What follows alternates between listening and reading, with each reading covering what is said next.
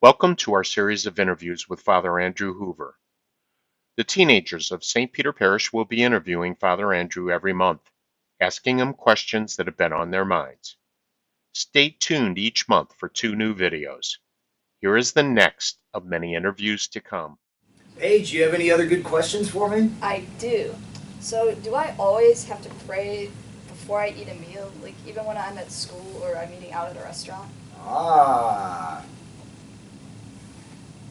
that won't put you on the spot. I was going to ask you if you do. That's all right. Um, you know, why do we even pray before meals? What's the point?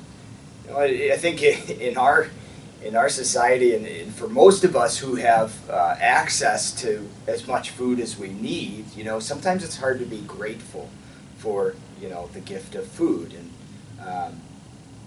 part of this is just about perspective, recognizing that it really is still a gift. I haven't done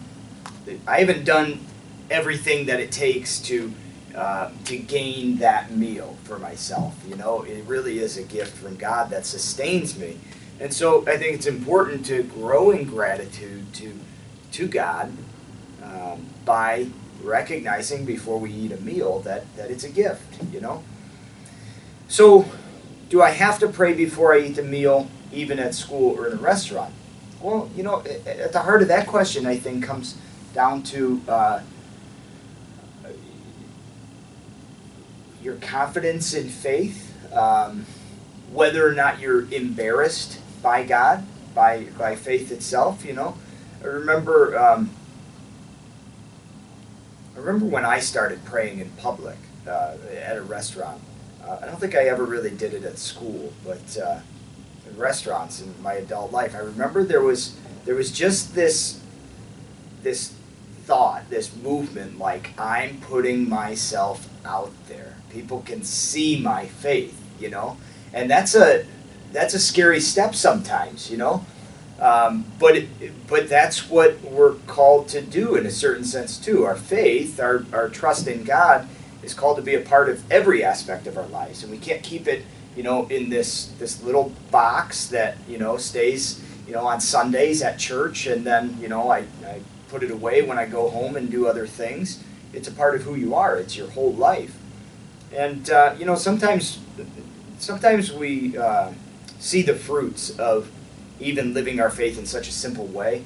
Sometimes other people will recognize that you're prayed before your meal, and they'll even acknowledge it, like, hey, I'm really grateful that you were able to witness in that way, and that I can see that your faith is a part of your life. And we see that it bears fruit. I can't come up with a passage off the top of my head, but Jesus basically told his followers that if they were embarrassed of him, then the Father in heaven would be embarrassed at those followers, at the final judgment. And so, it's kind of an intimidating way of putting it, but it's an easy point to address that right there. Am I embarrassed of my faith? No.